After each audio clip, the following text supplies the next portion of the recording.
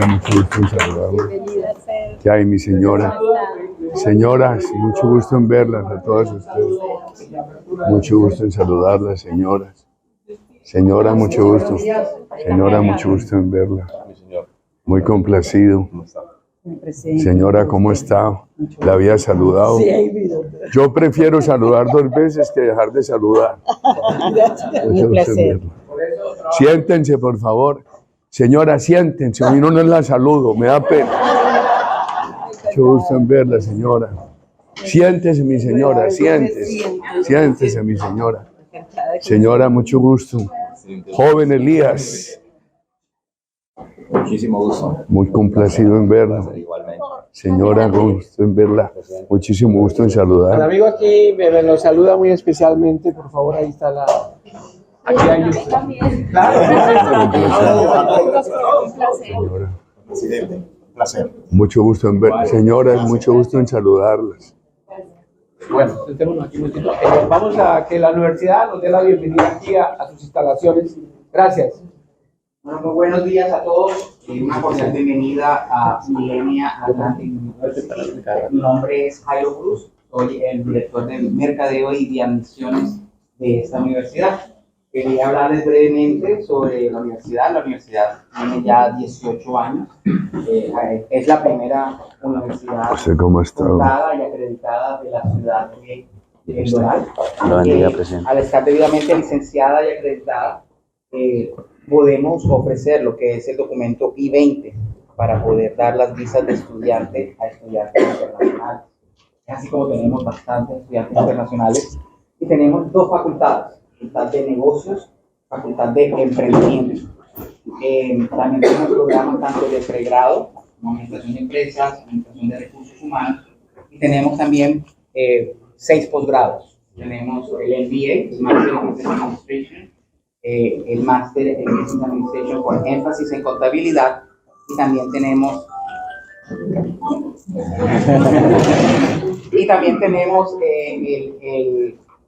Dios mío. También tenemos finanzas globales. Tenemos 2 maestrías que nos las ha pedido mucho la ciudad del Doral, que son negocios internacionales y logística internacional. Cuando un estudiante internacional viene y hace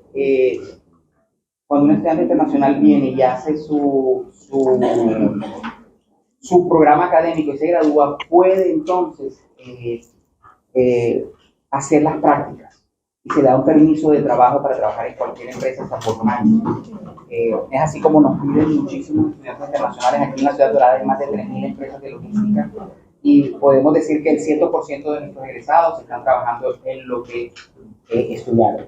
En sus mesas van a encontrar información sobre nuestros programas, ahí encuentran mi tarjeta. Cualquier pregunta, con muchísimo gusto. Y estamos muy complacidos en darle la bienvenida a una persona que definitivamente ejerce un liderazgo no solo en Colombia, sino a nivel global. Bienvenido.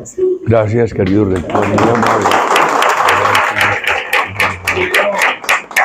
Quiero reconocer a señor Jaime Flores, que es el director de comunicaciones de la oficina del comisionado Juan Carlos Bermúdez. Jaime, bienvenido, gracias por estar acá.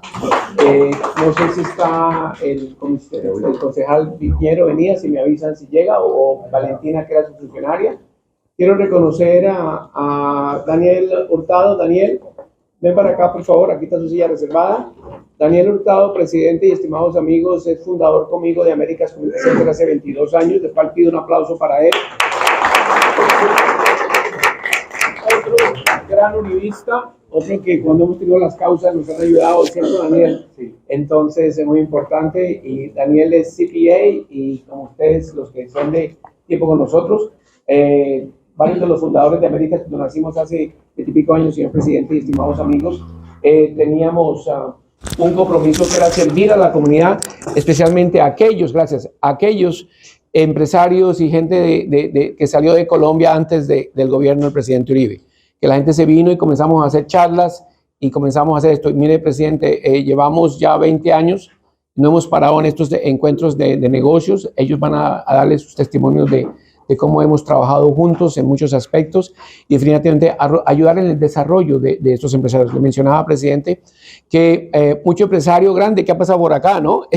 ya está volando en otros círculos, pero lo importante es que hemos sido un semillero para ayudar en ese sentido. Entonces, eso es vital. El formato de hoy lo vamos a modificar como generalmente lo hacemos, sobre todo por la invitación que tenemos, y le queremos agradecer al presidente que esté con nosotros el día de hoy. Nuevamente, a los que acaban de entrar, estamos usando el hashtag con motivo del presidente que fue invitado a la Cámara de Representantes a reunirse con todos los oficiales electos para que estén tranquilos, demócratas y republicanos, y tuvo el presidente la oportunidad de compartir con ellos y definitivamente mencionar la situación en estos momentos. También pudimos apoyar a uno de las fuerzas militares de nosotros, al coronel Luis Alfonso Plazas Vega. Llevamos su libro y se lo entregamos a algunos de los dignatarios que nos reunimos para que cuenten cómo es la historia de Colombia. Pero aquí, como no vamos a hablar de políticas, vamos a hablar de negocios y compartir con el presidente, entonces yo ya me silencio. Le voy a dar la palabra al presidente para que hagamos una conversación del tema de negocios, presidente. Eso es importantísimo. Bueno, para negocios invitaron al que menos debieron haber invitado. ¿Me equivoqué? Rector Jairo, muchas gracias. Es un honor a Fabio, a todos ustedes, queridos amigos. La verdad es que estoy muy asustado que digan de negocios. ¿Qué les voy a hablar de negocios a ustedes? Nosotros acabamos de terminar una campaña en Colombia muy intensa. Yo digo que en esta campaña me gasté 2 pares de Crocs recorriendo el país de oposición. Nosotros pues estamos en la oposición. Un momento bastante riesgoso el país. Y mirando no solamente el país, sus dificultades, el momento, sino también la hermana Venezuela, los desarrollos recientes de Ecuador, Perú, que hoy da señales de tranquilidad, las ha venido dando, Argentina, que se crea una ilusión con las propuestas del presidente Milei, Chile, que parece estable después de 2 intentos frustrados de cambiar la Constitución. Hace pocos días la Universidad de AFIT fue sede del Congreso Mundial de Economistas y por la circunstancia de mi vecindad les dije que si me permitían asistir a todas las conferencias. Y un profesor chileno habló sobre el tema de corrupción en América Latina. Tema muy bien presentado, sobre todo el tema de Brecht, etcétera, etcétera. Y hablamos de la Constitución chilena. Era jueves, la votación era domingo. Yo lo vi a él como sectores anti-Pinochet. Y le dije, profesor, ¿y cómo va a ser la votación? Me dijo, yo no sabría, pero creo que van a volver a desaprobar la Constitución. La Constitución. Y me sorprendió esto. Me dijo, yo prefiero la Constitución de Pinochet. Y él es universitario anti-Pinochet, con las reformas que hizo el presidente Ricardo Lagos, que estos intentos de reforma. Yo veo Chile en un momento donde regrese el optimismo, ojalá. Se ha estabilizado bastante. Los veo haciendo unas reformas legales importantes, por ejemplo, para introducirle más equidad al tema pensional, al tema de salud, etcétera. Porque a diferencia con Colombia, en Chile todas las cotizaciones de salud y de pensiones las paga el trabajador. En Colombia la mayor parte del pago la hace el empleador o el Estado. El empleador o el Estado tienen que pagar 8 puntos de los 12, el trabajador 4. En Colombia el plan de salud es universal, muy completo, muy equitativo. Lástima ese daño que quieren hacer. En Chile le dan al trabajador lo que pueda comprar. En Colombia, las cotizaciones pensionales las paga también en su inmensa mayoría el empleador. Y en Chile lo paga todo el trabajador. Uno confía que por la vía de leyes, ahí vi que van a crear una cotización del 6% a cargo de los empresarios, que me parece justo y no hace ningún daño. Estaban hablando que iba a salir por consenso, por unanimidad en el Congreso chileno, que sería muy bueno. Entonces, creo yo que toda esa preocupación que generó Chile, que en alguna forma ha sido un punto de referencia para la región, está superada. Es muy preocupante, pues, lo nuestro, muy preocupante lo de Venezuela. Yo sí me pregunto por qué el gobierno de Estados Unidos, al liberar a Saab, no hizo la exigencia de que le reconocieran la plenitud de los derechos políticos a María Corina Machado en Venezuela y que se exigiera no una vigilancia normal, sino una vigilancia especial del proceso electoral que viene. Porque como están las cosas, vuelve y gana Maduro. Y Venezuela se queda sin la única opción de oposición que parecería hoy con posibilidades de éxito y que tiene todas las condiciones para ser un gran gobierno democrático, que es María Corina Machado. Pero yo le había dicho a Fabio que quisiera mejor un diálogo, inquietudes de ustedes, temas que podamos responder.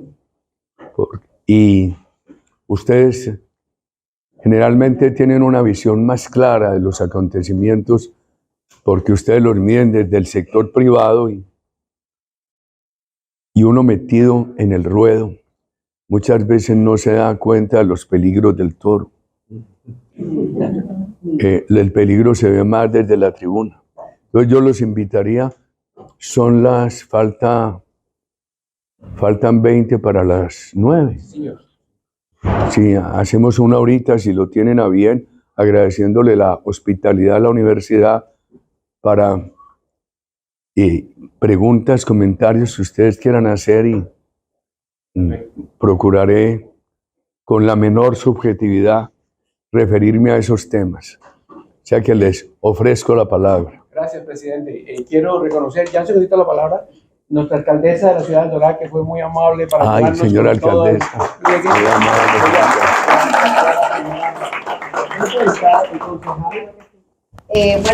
Buenos días. Gracias.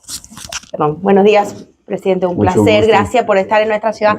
También tenemos a nuestro concejal Rafael Pinero, quien fue instrumental en ayudarnos con esto. Gracias, Rafa.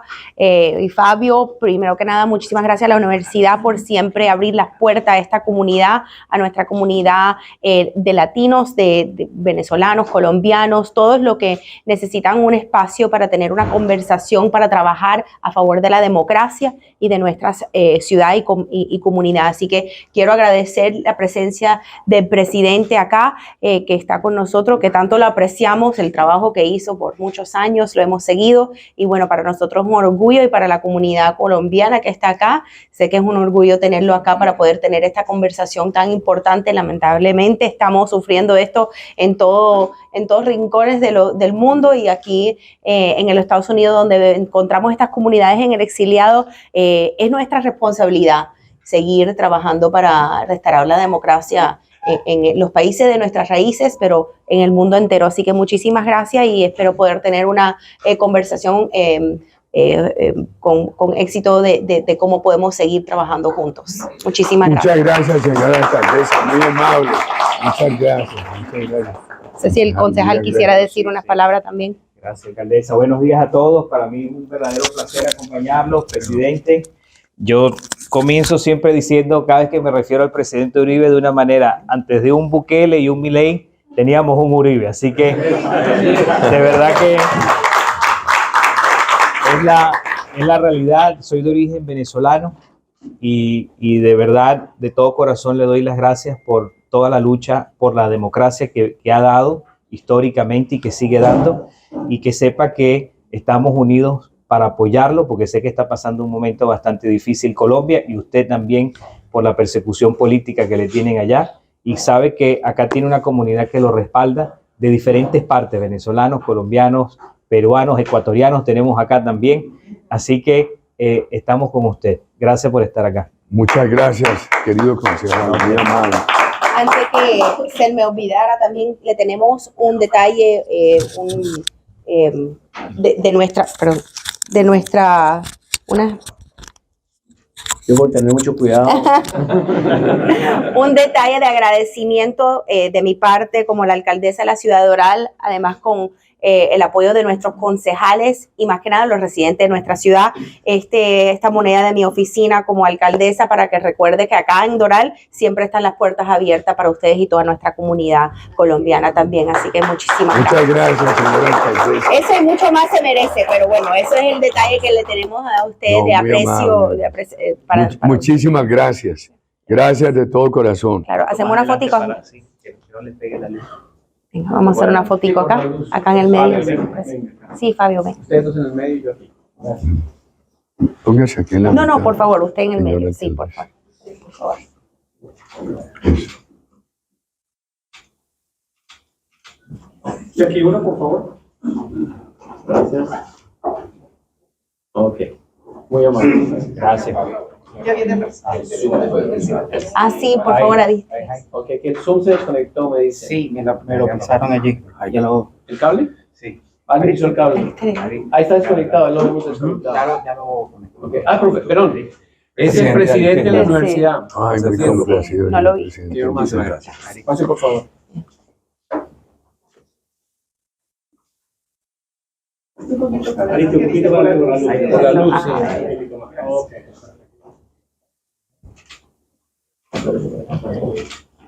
Yo soy bajito, no tapo a nadie. Ayer en el podio me preguntaron si se me podía poner de pie. Yo estoy de pie.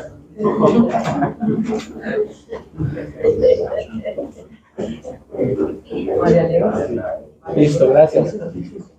Gracias. Muy amable. No, a usted, muchas gracias. Tengo algunas preguntas para ustedes, se las haré en público. Muchas gracias. De parte de la universidad, Le agradezco tanto, señora alcaldesa. A usted muy amable. Se lo agradezco mucho. de parte de la universidad, gracias por estar con nosotros. Es un placer tenerlo. Muchas gracias, presidente. Muy amable. Gracias a usted por estar aquí. Un honor muy grande. De presidente a presidente. No, muchas gracias. Muchas gracias. Muy agradecido. Ok, listo. Vamos a la primera pregunta. Jaime Flores, por favor, de la oficina. Jaime, te ruego para darle oportunidad aquí a muchos sectores empresariales. Tú y yo pertenecemos a unas actividades que hablamos muy largo y concretamos muy poquito, seamos muy concisos, porque las preocupaciones de América Latina y de Colombia son grandes. Presidente, una pregunta muy rápida. ¿Cómo encontrar un equilibrio entre las economías de libre mercado, el modelo americano, el modelo capitalista, y las economías controladas por los gobiernos, el modelo ruso, soviético, marxista, como usted quiera llamarlo? ¿Cómo encontrar ese equilibrio? En alguna forma lo venía encontrando China, aunque ahora hay mucha crítica de que están regresando a un control estatal más estricto que podría frenar inversión privada. Las noticias que salen de Venezuela es que después de año 98, estos 24 y 2, 26 años de destrucción de la empresa privada, están llamando nuevamente a la empresa privada. Por ejemplo, ANSA ha llamado sectores agricultores de palma africana, de un producto del otro. Uno no sabe hasta qué punto van a regresar. Tienen que regresar aquellos que tienen activos allá, como el que tenga tierras. Por ejemplo, ha de ser que el Orinoco en el oriente de Venezuela están sembrando mucha palma nuevamente en propiedades que habían abandonado, pero que no se las habían quitado. Habían tenido, entonces dicen, ¿qué más hacemos? Si tenemos la tierra ya, bregar a sembrar. Yo no sé si aquellos que no tengan activos en Venezuela van a volver por el tema de confianza. Y algunos en América Latina, del lado socialista, de lo que yo llamo el nuevo comunismo, dicen que ese es el camino, el modelo chino. Pero yo no sé si Venezuela logra generar confianza para desarrollar a partir del dominio estatal un sistema de economía privada, un sistema de economía mixta con gran participación del sector privado. Como están las cosas, creería que no hay confianza y que los que lo harán son aquellos que tienen unos activos en Venezuela que para no perderlos del todo, pues tendrían que impulsarlos. Gracias, presidente.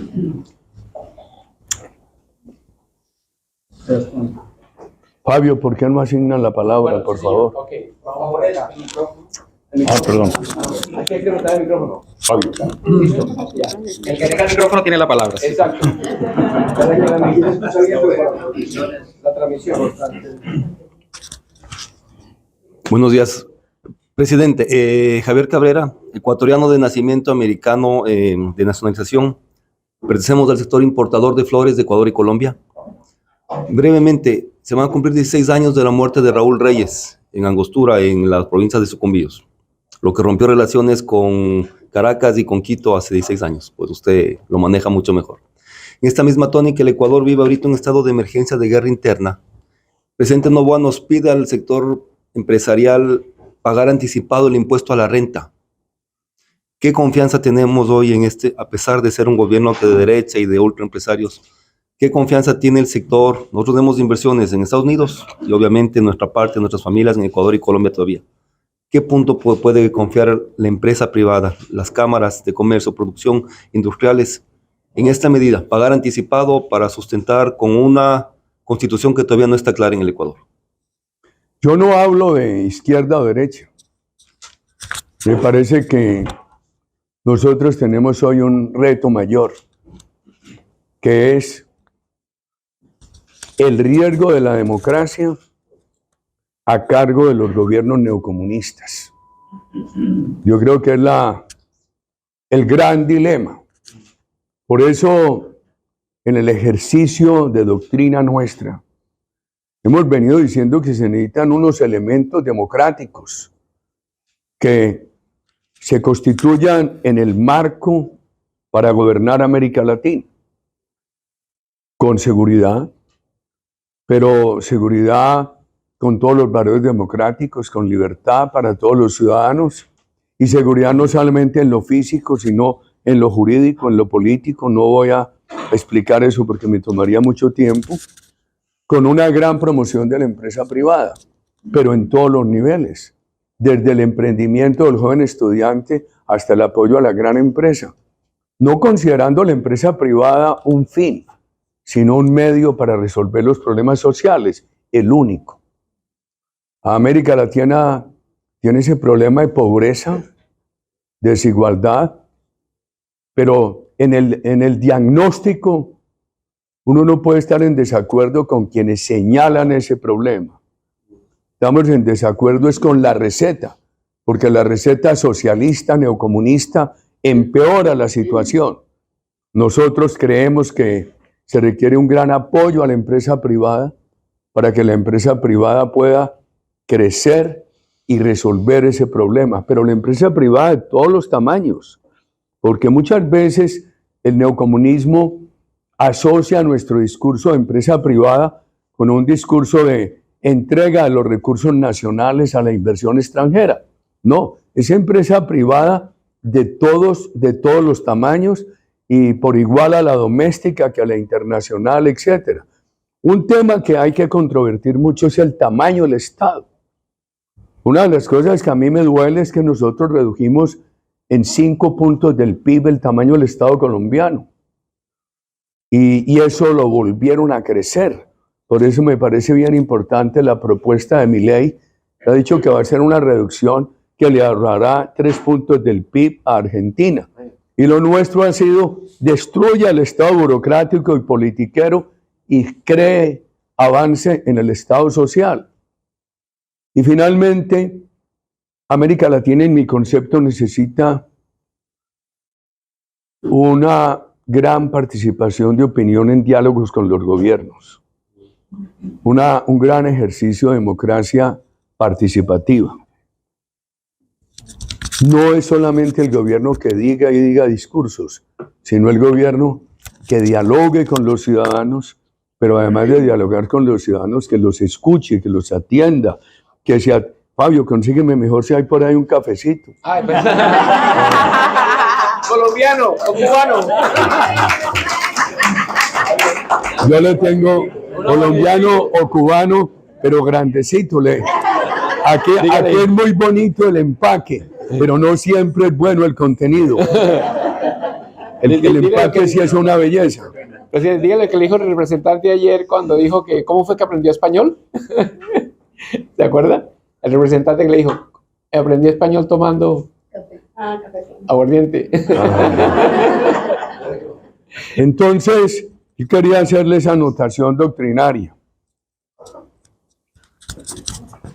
Porque además, nosotros aquí, Luis Alfonso, que me acompañó tanto en los procesos electorales como en el gobierno, nosotros teníamos un gran apoyo a la base popular. Si el discurso de América Latina, que llaman de derecha, ignora los problemas de la base popular, no tendrá manera de estabilizar gobiernos en América Latina, con el problema de pobreza y con el problema de desigualdad. Ecuador. Anoche escuchaba en las redes una niña Gómez y se remonta a los años de Rafael Correa. Dice que, y a lo que usted menciona, porque cuando yo llegué a la presidencia, pues yo tuve un gran apoyo de 3 presidentes ecuatorianos. Del doctor Gustavo Noboa murió, el doctor Alfredo Palacio está vivo, y el coronel Lucio Gutiérrez. Vino el problema con el presidente Rafael Correa. Él se jactaba y decía que Ecuador no lindaba con Colombia, sino con la FARC. Y ese campamento de Angostura era una oficina de la FARC en la selva. Y desde allá controlaban el secuestro de Ingrid Betancourt, de los 3 norteamericanos secuestrados y de muchos colombianos. La acción nuestra, tengo que repetirlo, no era contra el pueblo ecuatoriano, era contra un terrorismo invasor de la soberanía ecuatoriana que se valía de esa invasión en Ecuador para manejar desde allá secuestros. Desde allá manejaban el secuestro de Ingrid Betancourt. Cuando aplicamos esa acción de autoridad, de defensa de la democracia de Colombia, el mismo Ecuador, grotescamente invadido por una agrupación terrorista, eso abrió el camino. Gracias, señora, muy amable. Abrió el camino para que 2 meses después rescatáramos a Ingrid Betancourt. Pero desde entonces se notaba la afinidad del gobierno ecuatoriano con la FARC. Después, un grupo de estudios de Londres llegó a 2 conclusiones: que los computadores de Raúl Reyes, que decomisamos en Angostura esa noche, no habían sido alterados por las autoridades colombianas. Ya lo había dicho la Policía Internacional en París. Nosotros manejamos eso con total transparencia. Y lo segundo es que se comprobó por parte de ese órgano de estudio de Inglaterra que la FARC le dio un dinero a Rafael Correa para la campaña. Hicieron todos los cruces con los bancos, el origen del dinero, el destino, etcétera, y llegaron a esa conclusión. Esta niña decía anoche, yo le hice un retweet, ahora dicen repost en las redes. Ustedes saben que yo soy tuitero. Si a las 6 de la mañana no he puesto un Twitter, me enfermo.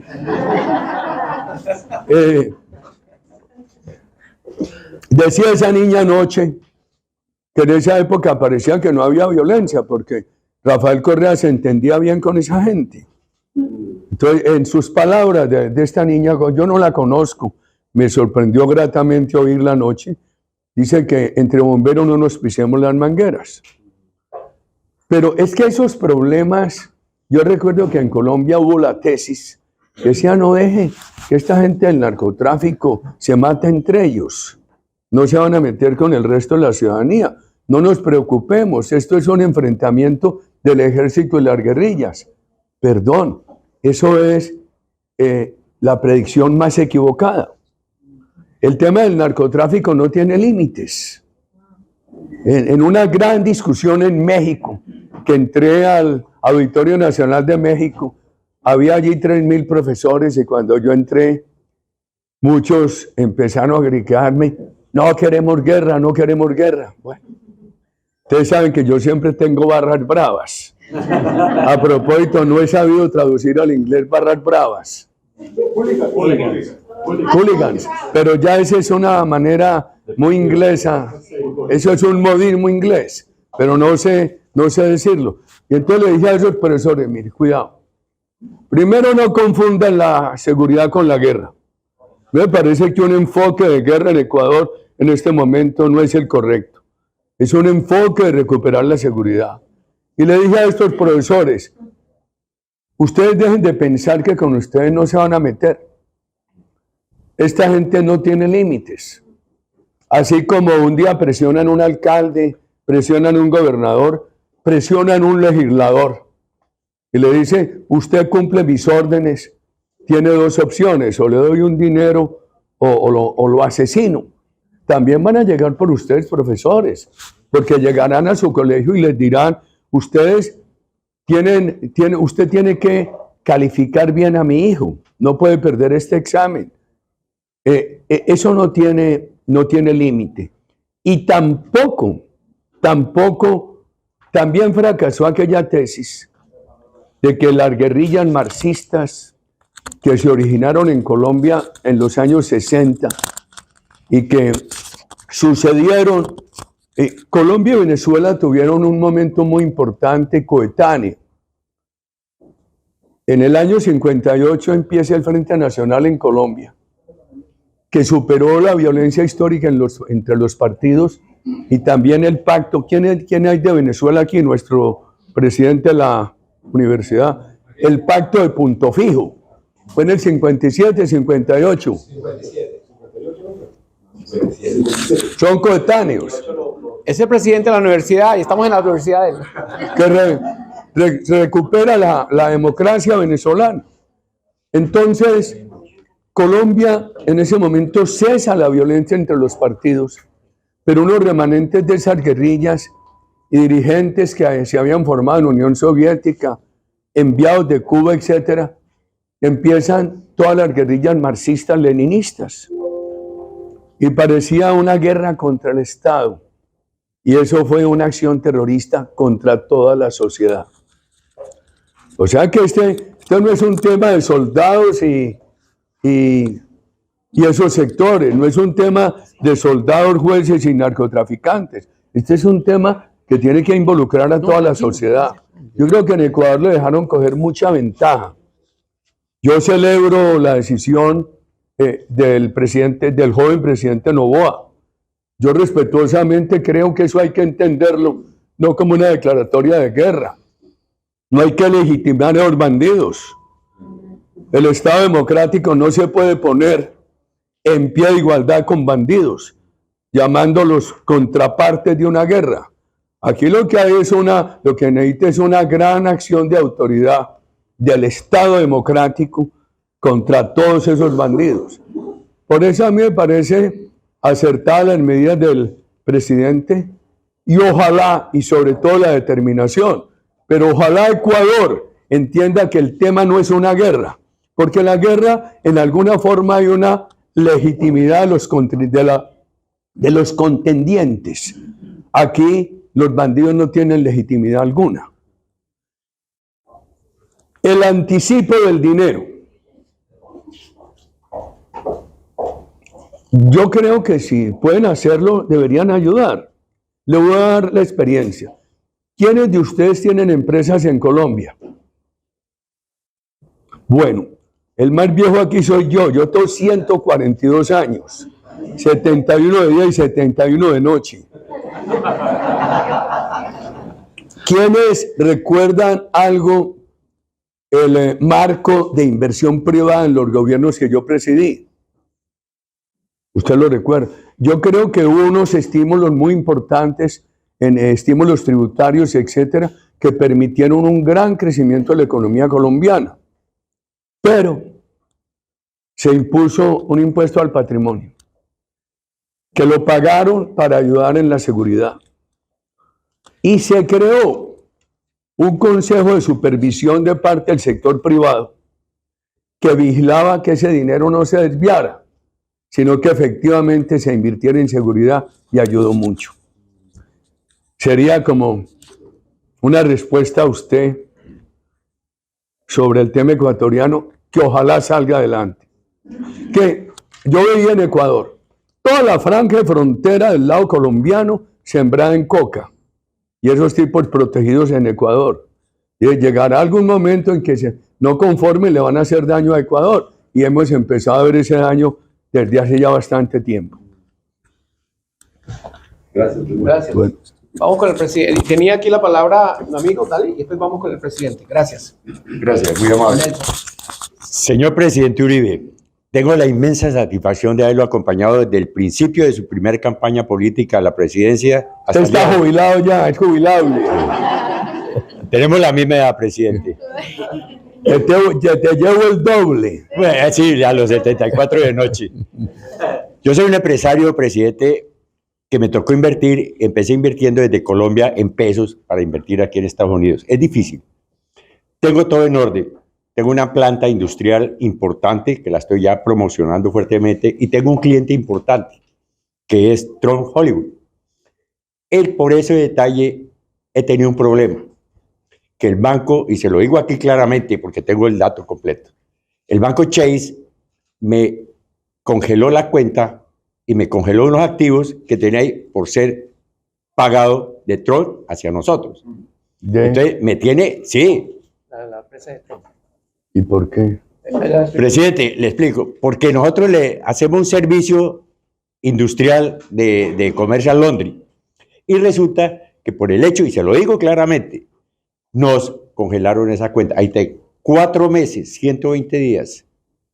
Entonces, invertir de allá, venir acá y no tener el apoyo financiero, no tener los bancos, porque si no tiene 1 año, tiene 2 años, es difícil.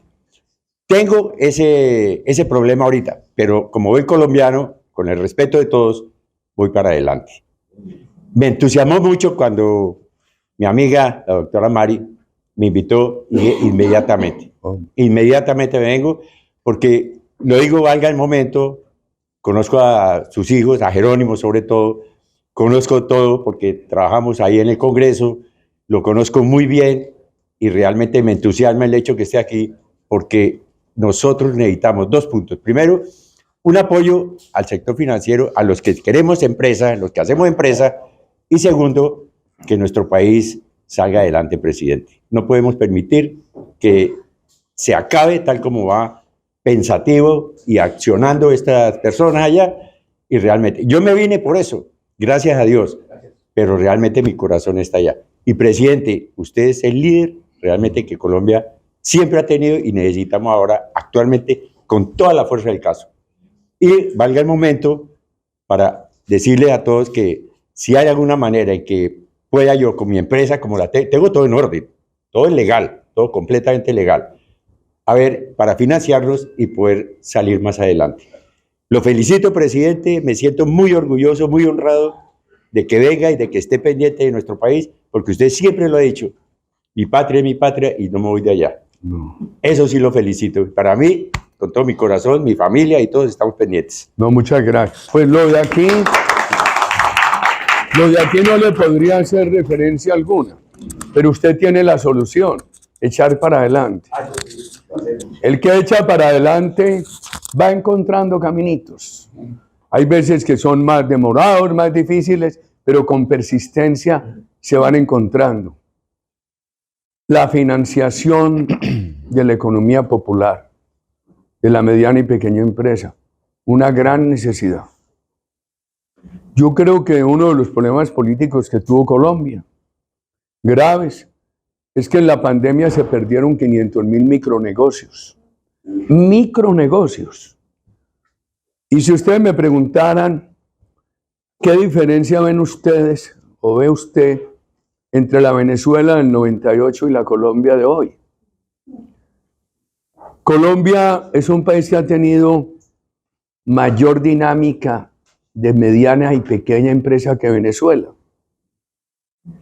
Y una actividad empresarial mucho más independiente del Estado que la venezolana, porque toda la industria petrolera creó una gran dependencia de buena parte del empresariado venezolano en relación con las actividades de gobierno. Yo diría que la gran defensa de la democracia colombiana reside en la estructura empresarial. Que también Ecuador ha tenido una estructura empresarial muy importante. Y yo creo que eso ha ayudado, por ejemplo, a que los gobiernos de Correa no pudieran hacer más daño a las empresas. Pero lo que usted dice se requiere. Este gobierno al cual nosotros le hacemos oposición, yo he buscado tener una actitud de oposición sin ofensas, pero con todos los argumentos y sobre todos los temas a los cuales haya que hacerle oposición. Hablo mucho de financiación de la economía popular. Todavía no lo ha hecho, pero se requiere y mucho. Luis Alfonso recuerda unos programas nuestros, uno que se llamaba Banca de Oportunidades, que multiplicamos por 12 la cartera de la pequeñísima empresa. Entonces, ahí es donde uno tiene que decir qué es la empresa privada. No es la gran empresa, no es la empresa formal. Es todo emprendimiento, toda posibilidad de emprendimiento que hay que ayudarle. Gracias. Aquí está el presidente de la universidad. Presidente Uribe, una vez muchísimas gracias por estar con nosotros aquí. Siempre bienvenido. Como venezolano y como hijo de un gran empresario venezolano con muchos negocios en Venezuela y en Colombia, hemos aprendido en Venezuela a sobrevivir y a convivir, como lo dice mi padre. Yo no pude aprender a convivir con Chávez. Cuando claro que ahora que no nos dejan subir a todos en el ascensor, dije, apretémonos aquí porque vamos a tener que caber todos en el cielo. Con Chávez, con Castro, con Tiro Fijo. Presidente, usted tiene pasaporte colombiano, allá nosotros tenemos pasaporte venezolano. Nos ponen los ganchos y tenemos que convivir. Tenemos que convivir con él, lamentablemente, y tenemos muchos años conviviendo, especialmente cuando eres responsable por 15.000 trabajadores y sus familias. Entonces, pero siempre estamos en la esperanza de que en las próximas elecciones sea de cambio, y todos esperamos que así sea. La pregunta es, ¿usted cree en verdad que el venezolano en las próximas elecciones realmente puede expresar su derecho, no solamente expresar el derecho al voto, sino expresar libremente a quién y por quién quiere ser dirigido? Presidente, le quiero hacer una pregunta. Ahora que convocaron el plebiscito o el referendo sobre Esequibo, Maduro dijo que se habían presentado 10 millones de votos, pero algunas personas dijeron que votaron 2 millones de personas, que lo que pasa era que al multiplicarlo por las preguntas respondidas, aparecía como que hubieran votado 10 millones. Realmente, ¿cuántas personas votaron? Yo le voy a decir algo, yo no conozco a nadie que haya votado. Pero en algún estimativo de ustedes, han calculado que cuántas personas realmente votaron. Porque una cosa es que voten 2 millones y otra cosa es que voten 10 millones. Eso tiene muchas implicaciones para el prospecto de lo que puede pasar en los 2 años que vienen. Realmente no tengo esa información, no tengo los números. El gobierno da un número, la oposición da otro número, los analistas dan otro número. pero yo realmente no creo que llegue a ni siquiera a 2 millones de personas. Y si esa votación fue así de baja, es indicativo de que las condiciones son favorables para derrotarlos en el proceso electoral que viene. Correcto. Hasta ahí, vea la importancia de saber lo que realmente pasó ahora. El día que anunciaron la liberación de Saab,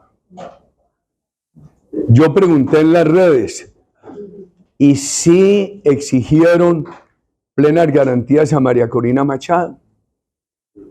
Hasta ahora no se sabe, no lo han dicho.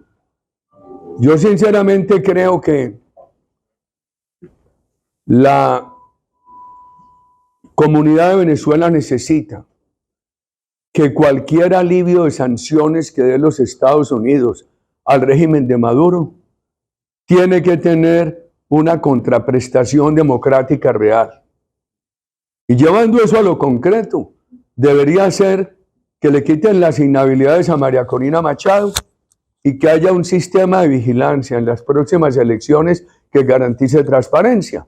Porque nada ganamos que la ciudadanía no quiera votar por Maduro, pero que con el fraude aparezca una votación muy grande y que gane nuevamente Maduro. Usted me pregunta si yo soy optimista. Yo sería optimista si una persona como María Corina tiene las plenas garantías, no solamente para presentarse, sino también para que no haya fraude electoral. Y sería optimista si los Estados Unidos, para levantar cualquier sanción al régimen de Venezuela, exige eso. Porque si simplemente es una exigencia para que liberen 2 norteamericanos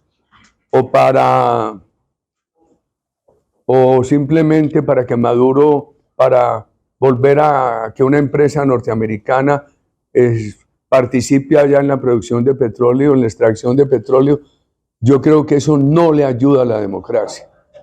Lo que le ayudaría a la democracia sería eso, creo yo, la exigencia del respeto plenamente a los derechos políticos de María Corina y la garantía de que haya transparencia electoral. Porque yo recuerdo en una de las primeras elecciones que hubo en Venezuela, en el régimen del presidente Chávez, los organismos internacionales vigilantes y personas muy importantes del continente, cuyos nombres no voy a mencionar, dijeron que no había habido fraude, cuando todo indicaba que sí.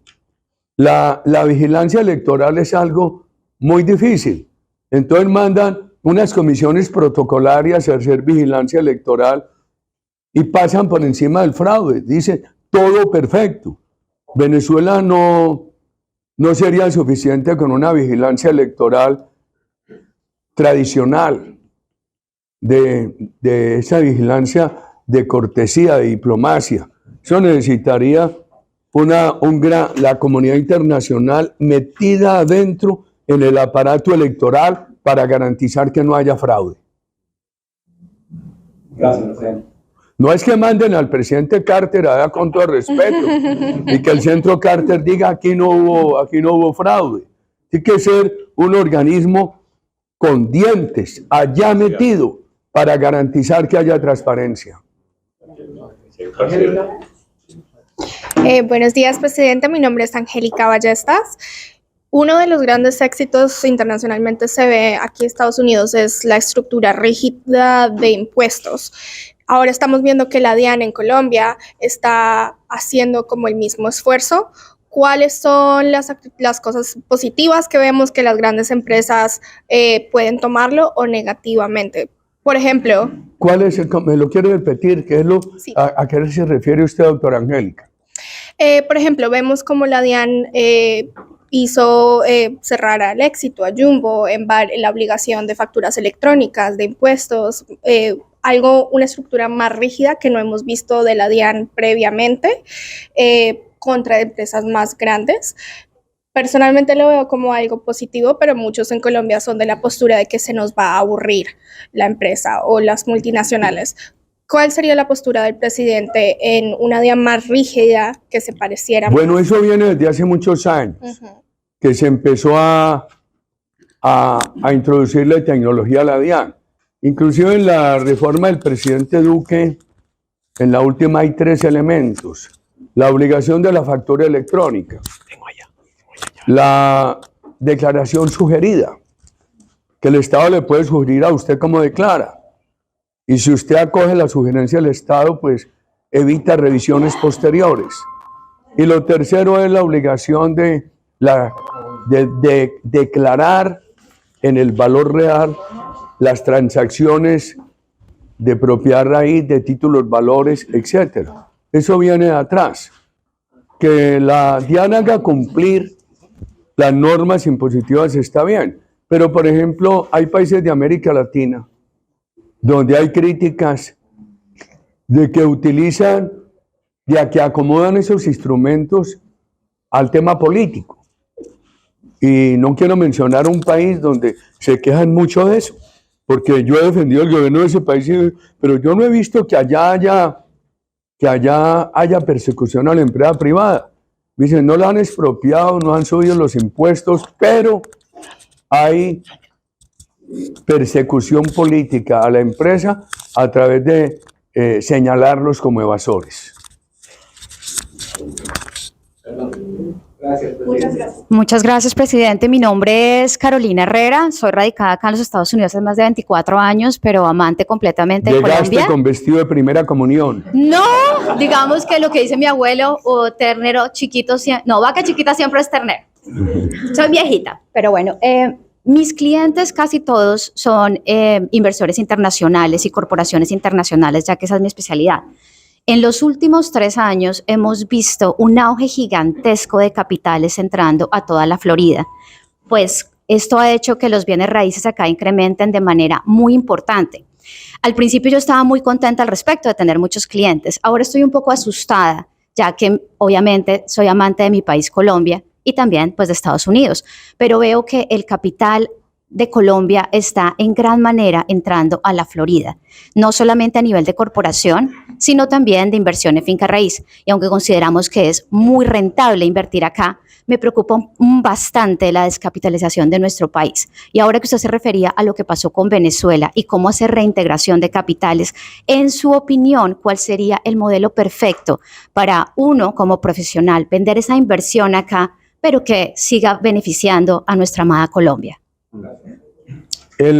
Nosotros tuvimos una experiencia de promover aquí ferias de vivienda para que los colombianos que viven en los Estados Unidos invirtieran en vivienda en Colombia.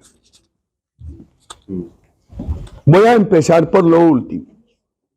Atractivos para un país. El atractivo no es decir, traigan el menaje, pueden traer un carro, no. El atractivo son las condiciones del país. En mi postura de oposición con argumentos y sin ofensas personales, yo creo que el país hoy tiene unos elementos generadores de desconfianza.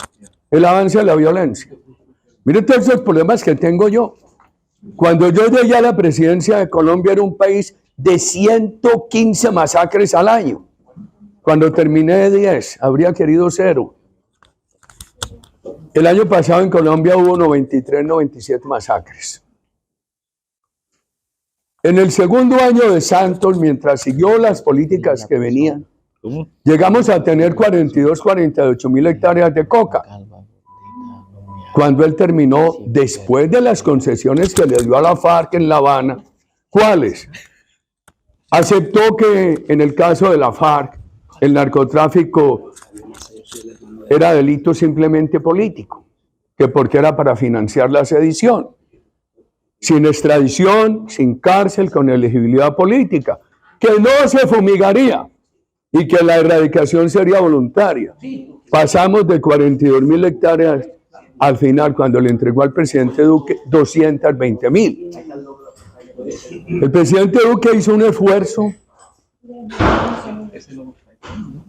Yo habría hecho otras cosas, seguramente me tendrían con más acusaciones. El presidente Duque desaceleró el crecimiento, pero no lo paró. Todavía dejó 240.000 hectáreas. Y me sorprende que los Estados Unidos en los últimos 2 años no ha publicado mediciones. Lo que uno percibe en el país es que hay un gran crecimiento. A los jóvenes hay que explicarles cómo eso es el gran enemigo del medio ambiente. Porque a uno le dice que Colombia es muy grande. Colombia tiene la mitad del territorio en selva primaria, que hay que protegerla. Y el gran enemigo contra la selva primaria es la droga. Pero no hay proceso de paz que sirva mientras no se derrote la droga. Santos dejó más personas en armas que las que movilizó. Yo creo que los hechos del país no necesitan el discurso nuestro para decir que no hubo paz. Entonces están todos en permanente comunicación con el país.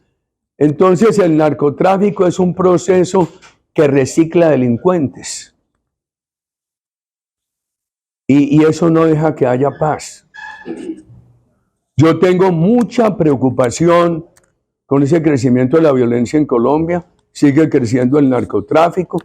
Nosotros no somos enemigos de la paz. Somos enemigos es una paz mal hecha, con impunidad total. Por ejemplo, esos tipos de FARC que están en el Congreso no fueron un día a la cárcel. Allá hay violadores de niños en el Congreso. No fueron un día a la cárcel. Esa impunidad total genera muy mal ejemplo. Porque a uno le discuten muchos juristas, psicólogos. ¿Para qué reclama cárcel si eso no sirve? Supongamos que la cárcel no resocializa. La falta de cárcel da mal ejemplo. Yo creo que hay que mirarlo no en función de la persona que cometió el crimen solamente, sino en función del impacto de las decisiones sobre esa persona a la sociedad.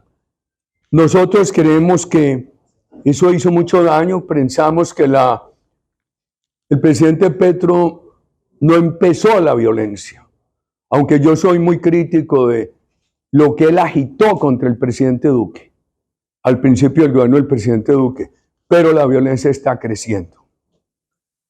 Y eso tiene otro problema, señora, que el país va teniendo unas zonas que son republiquetas. Hoy en parte del Cauca, en parte de Nariño, en el Putumayo, en el Catatumbo, en parte de Antioquia, no rige el Estado colombiano, el Estado de Derecho, el rule of law. Allá las órdenes las imparte y las hace cumplir los grupos violentos. Eso es de la mayor gravedad. Yo creo que ese es un factor de desconfianza. Los impuestos. Colombia tiene el más alto impuesto corporativo en la OCDE. Y decía, no, es que las personas naturales no pagan impuestos. Miren cómo lo subieron. Hoy estamos en los rangos superiores, en el impuesto corporativo y en el impuesto de personas naturales. Yo creo que eso genera mucha desconfianza. Pienso que las reformas, por ejemplo, la reforma laboral, quieren revivir los recargos hay. En Colombia, el que trabaja después de las 9 de la noche tiene derecho a un recargo. Ahora lo quieren poner desde las 7 de la noche. Ustedes que viven en un país, una economía de 24 horas, una economía de 18 o 20 horas, saben que ese trabajo por la noche es una necesidad de personas que requieren empleo y de personas que no tienen más horas para ir a un almacén, a un supermercado, y que eso es fundamental en la economía de servicios. Colombia duplicó el número de hoteles. Y Colombia quedó con hoteles buenos en casi todas partes, con un estímulo tributario que nosotros dimos. Si usted hace un hotel nuevo en Colombia, tiene 30 años de exención tributaria. Y tienen que trabajar las 24 horas. Lo mismo los restaurantes. Preocupa mucho, por ejemplo, la parte colectiva de esa reforma laboral, porque entonces ya no va a haber un entendimiento directo del empleador y del trabajador, sino a través de un sindicato obligatorio de industria. Mire ese poder político de los sindicatos de Argentina. En Colombia, a mí me tocó quitar la retroactividad de las cesantías, que era mala para el trabajador y para la empresa. Se hubieran quebrado todos. Y eso no ha tenido problemas en los fondos de cesantías. El empresario liquida cada año, paga cada año y al trabajador no se le ha perdido un peso. Pero encarecimos algo, el despido. Despedir en Colombia es muy costoso, lo quieren encarecer más y lo quieren judicializar. Que si usted va a hacer un despido sin justa causa, que la mayoría de las justas causas hay que probarla ante el juez, tiene que hacerlo también a través de los funcionarios del Ministerio de Trabajo. Y lo que dicen los argentinos, Milei denuncia que Argentina lleva 20 años sin crear empleo formal. Otros dicen que no tanto, que lleva pero 12, 15 años. Lo cierto es que ese país que tenía una economía formal tiene hoy una pobreza del 40% y lleva muchos años sin crear empleo formal. Y los empresarios argentinos dicen, crear un empleo es crear un pleito.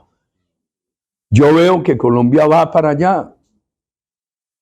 A mí me parece que esa reforma laboral hace un daño enorme. La pequeña empresa no puede pagarla. Entonces, como uno tiene que proponer alternativas, nosotros decimos, nosotros somos partidarios de una economía fraterna, no de odio de clases. A mí me criticaron sectores empresariales porque me propuse sacar adelante una ley de disminución de la jornada de trabajo. Es que y ya Colombia empieza a rebajar la jornada de trabajo gracias a esa ley, pero es que nosotros tenemos que mirar la sociedad en su conjunto. El bienestar de los trabajadores, lo grave es buscarlo a través de empanicar a los empresarios, pero hay maneras de buscarlo que no empanique a los empresarios.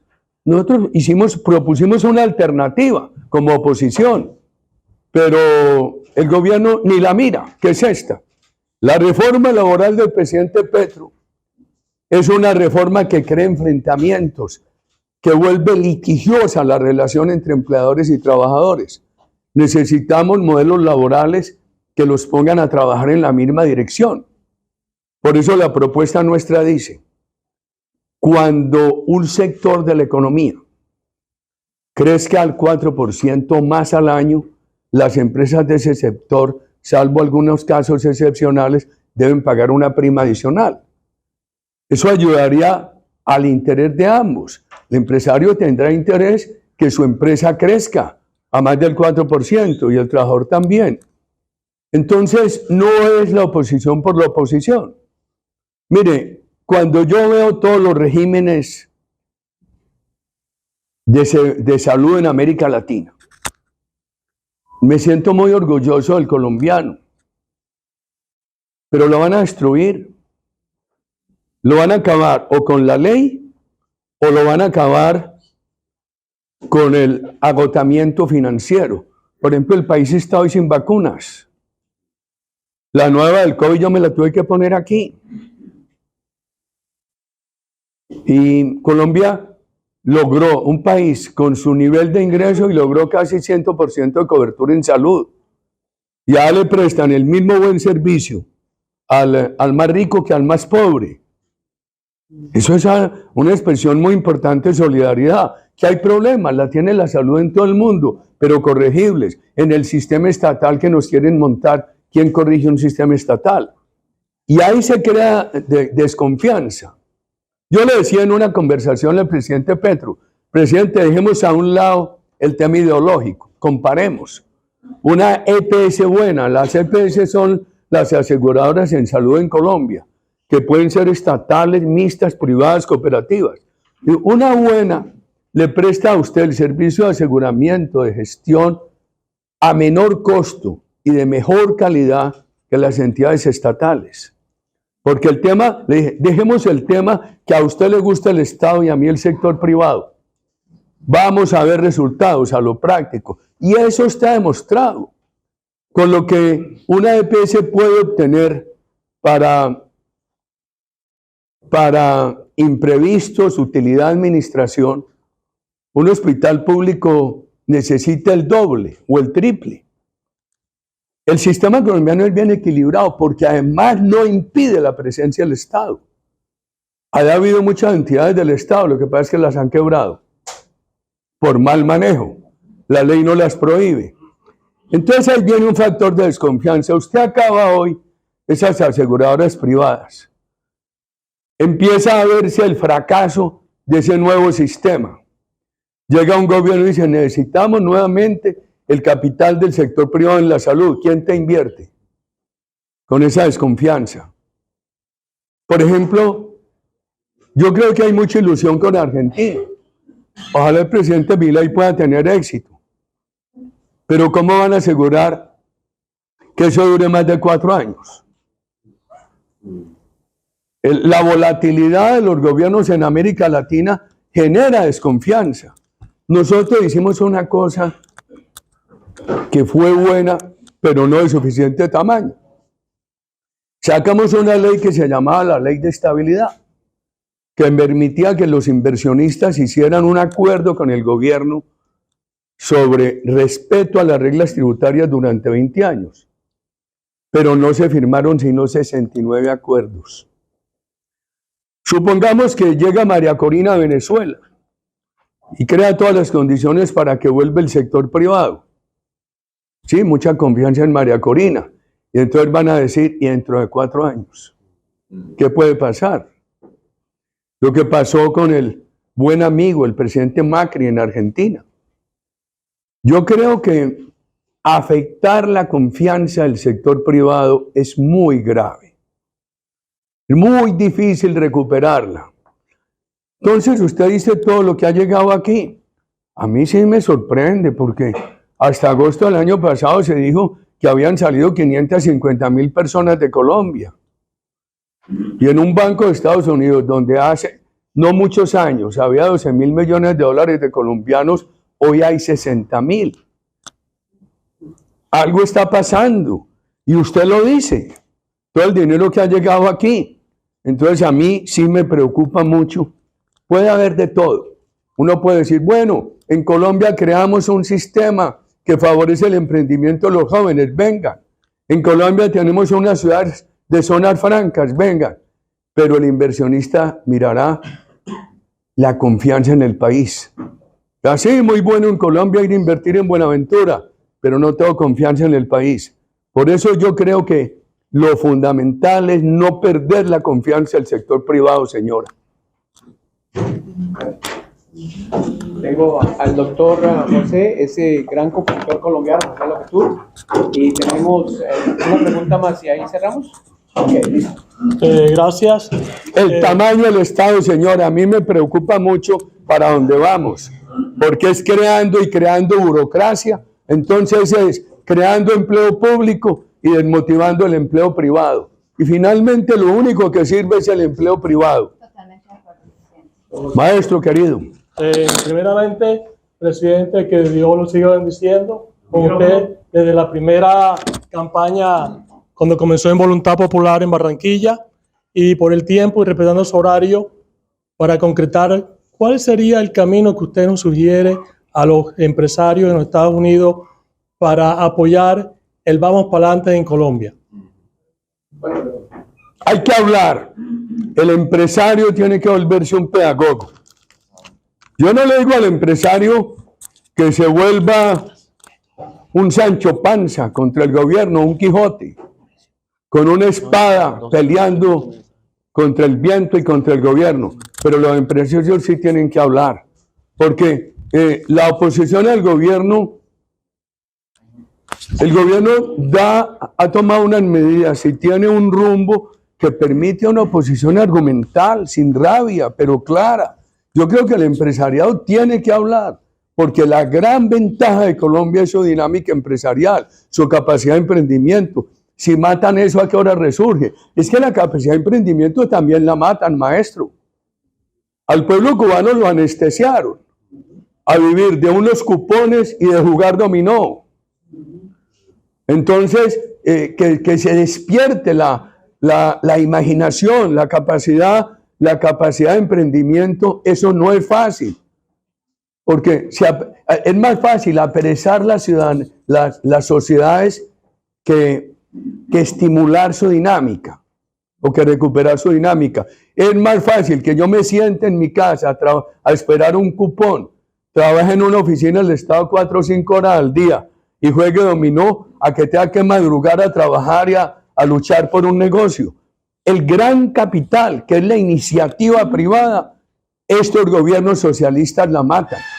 ¿Qué le recomiendo yo al sector privado? Reclamen por todo esto que hace daño. Todos los días, todos los días. Yo por eso procuro poner un Twitter todos los días a las 6 de la mañana, ya a las 6 me critico porque es muy tarde. Todos los días tiene que reclamar el sector privado. ¿Cómo vamos a salir adelante? Le puede pasar una cosa al gobierno Petro. Todavía tiene dinero para subsidiar a los pobres, pero va a llegar un momento en que no lo va a tener, acabando la empresa privada. Yo recuerdo una discusión con el presidente Chávez. Él era muy amable en el tú a tú, pero yo creo que él le hacía a uno pistola con los dedos de los pies. Una vez me dijo, estábamos en Santa Marta, y me dijo, Uribe, ¿tú cómo ves la política social? Primero me dijo que lo llevara al aeropuerto. Y yo le dije a un muchacho que manejaba una camioneta de la presidencia, hombre, présteme las llaves de este vehículo. Yo llevo al presidente Chávez, dígale a él que aborde aquí de pasajero. Y le dije a Carolina Barco, que era la canciller, tú te vienes en la banca de atrás, yo no hago este viaje solo con Chávez. Tú eres testigo de este viaje. Y empezó esa conversación con él. Me dice, Uribe, ¿qué opinas de mi política social?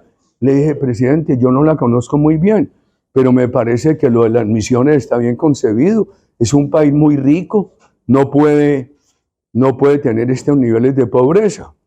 Tenía un 40% de pobreza. Guarden esa cifra en mente. Y le dije, ¿usted me permite hacerle un comentario? Claro, claro, Uribe. No acabe, presidente, con la empresa privada. La posibilidad de ayudarle a los pobres depende de una gran dinámica, de una gran fortaleza en la empresa privada. Me dijo que no necesitaba, que con el petróleo era suficiente. ¿Qué pasó en Venezuela? Durante mucho tiempo tuvieron la posibilidad de 3 millones y medio de barriles de petróleo al día, a buen precio. Venezuela tuvo años que pudo hacer importaciones de bienes por 60 mil millones de dólares.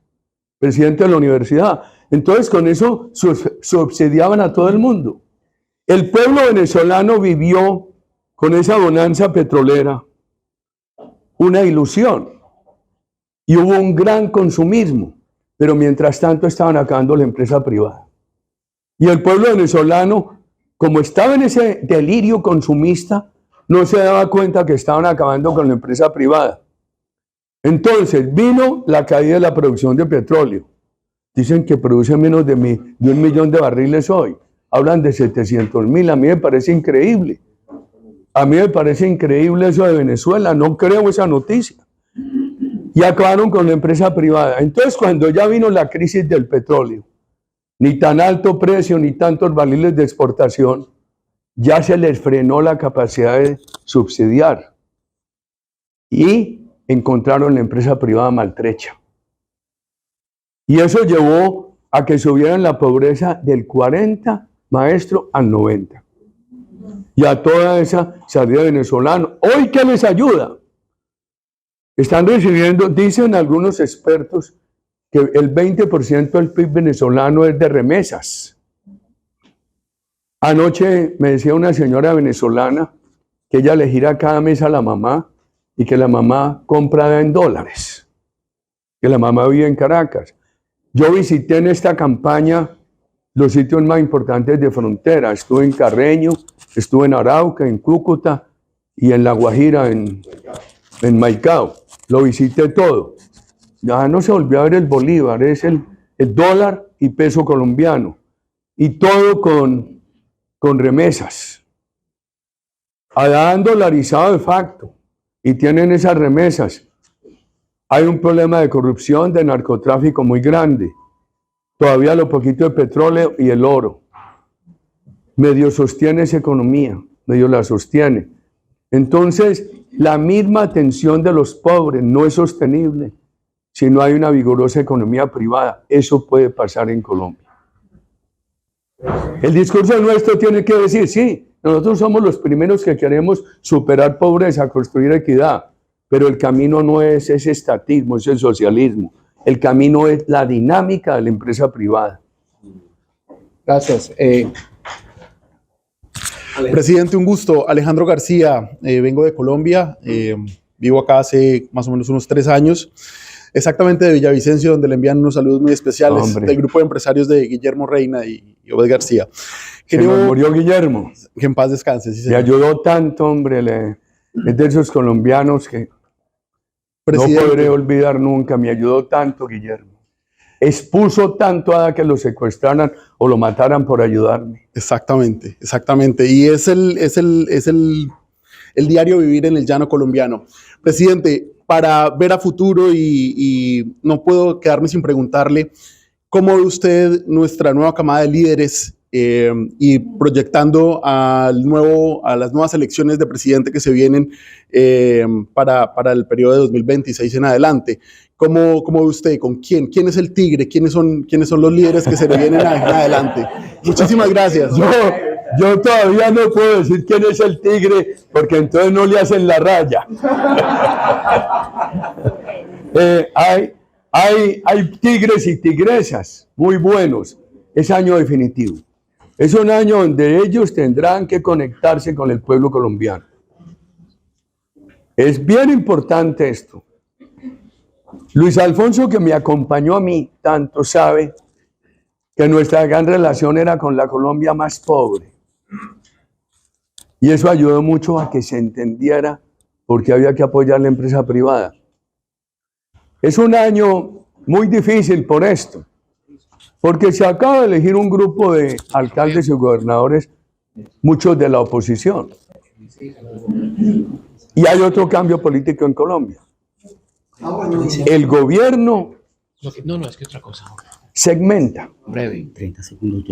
Yo procuré, seguramente en medio de todos mis errores, ustedes saben que yo soy la figura más política, más controvertida, pero yo procuré que todos los alcaldes y gobernadores de Colombia se sintieran apoyados por nuestro gobierno, independientemente del origen político de su elección. Ahora segmentan. Entonces a muchos les va a quedar difícil porque no van a encontrar apoyo del gobierno. Y el gobierno puede pensar, me ganaron ahora. Les va a ir muy mal porque no los va a apoyar. Ustedes saben que el país quedó muy centralizado y es un problema por resolver. Todo el gobierno estará jugando a que estos alcaldes y gobernadores que no participan de las tesis del gobierno en 2 años estén desgastados, para que el gobierno aparezca recuperado a la elección presidencial. Hay que poner mucho cuidado con eso. Primera vez que yo lo digo tan abiertamente, no solo en presencia de nosotros 30, de nosotros 10, sino en presencia aquí de las redes. Entonces hay que poner mucho cuidado, ayudarles a esos alcaldes y gobernadores a que tengan éxito a pesar del gobierno. Esa es una tarea muy importante que tiene que hacer nuestro partido este año, como la tarea de la oposición a las reformas. Les agradezco inmensamente a todos. Un aplauso. Muchas gracias.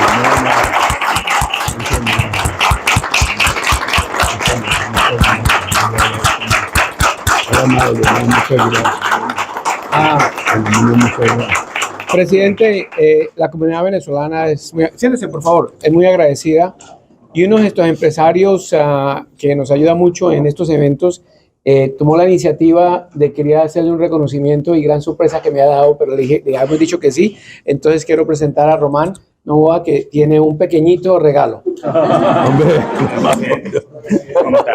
¿la trajo con café? Muy buenos días. Buenos días, me disculpa si gagueo, estoy profundamente emocionado.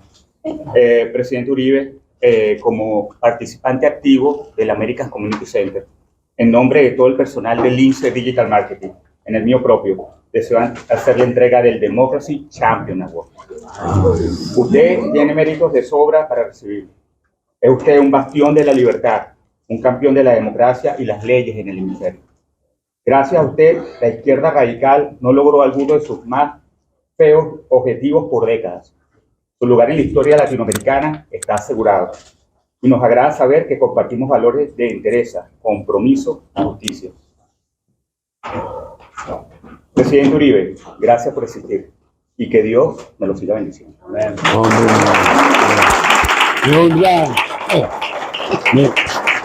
Román, Me honra mucho y me conmueve muchísimo. Bueno, mientras Dios nos dé vida y energía, ahí estamos en la batalla. La batalla no termina, y ustedes trabajando ayudan mucho, les agradezco mucho. Me sonrojo de que me dé esto, Román. Muchas gracias. Mi Dios te pague. No, te. Bueno, muchas gracias a todos, muy amables. Muchas gracias. Gracias.